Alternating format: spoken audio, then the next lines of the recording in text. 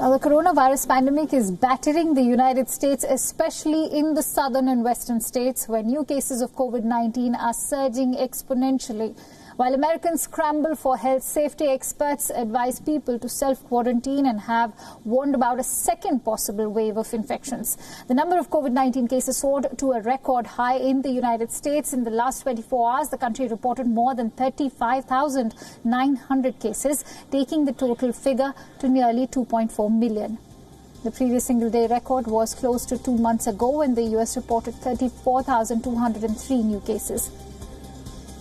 The coronavirus-related fatalities is significantly on a rise across the U.S. Yesterday, 756 people succumbed to the infection, taking the total death toll to a little over 124,000.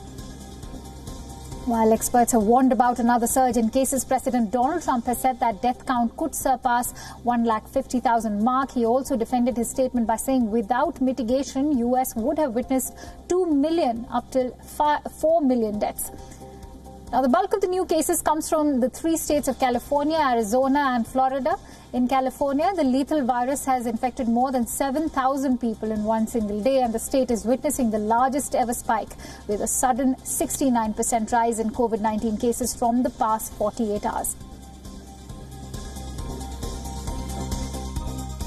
Just a few days ago on Monday, I released our new case numbers, 4,230 new cases of people that were identified as positive for COVID-19 on Monday.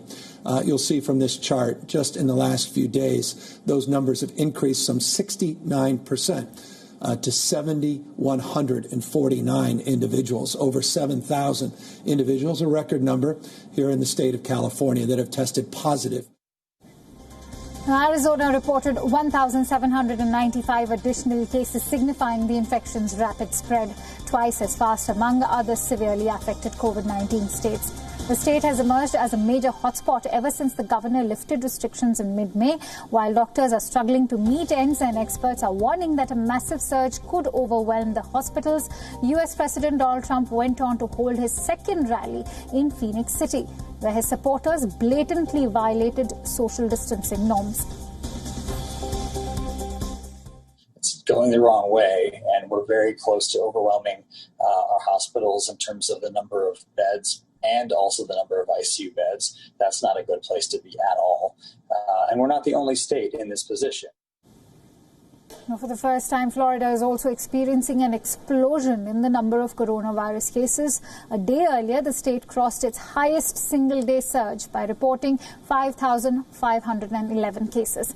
The state governor took stock of the situation and has requested people to continue practicing social distancing norms to fight the deadly virus. Texas is another southern state that is reeling under the massive pressure. The state, which decided to lift its lockdown measures in early May, is now facing double and triple the amount of new COVID-19 cases. Despite the surge, the governor of Texas has refused to reimpose lockdown measures, but has requested people to maintain social distancing norms and follow quarantine rules if one developed symptoms. The fact that we did it so quickly and with so little thought and so little planning is that now we very likely will have to close again.